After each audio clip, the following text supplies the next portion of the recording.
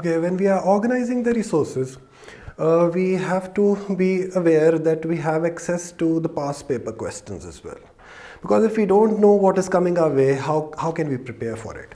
We have to know whether, we are going to be attempting short questions or MCQs or essay type questions or case study based questions.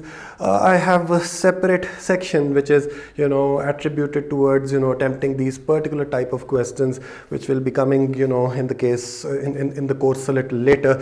In that particular section, we'll be discussing each of these questions individually, how to attempt them. For the time being, this particular clip is about the fact that we need to have access to the past papers so that we can attempt them properly, fine, so that we know what is coming our way, so that we are preparing for the relevant type of questions and we are not all at sea that what is coming our way. So before getting inside the examination hall, while preparing for the exams, after going through the content, we need to go through the past papers as well. We need to have access to the past papers and we need to attempt them and get them checked by our teachers before we are going to attempt a real time paper inside the examination hall. So it's very important to use the past papers as a resource. Thank you very much. I'll see you in the next clip.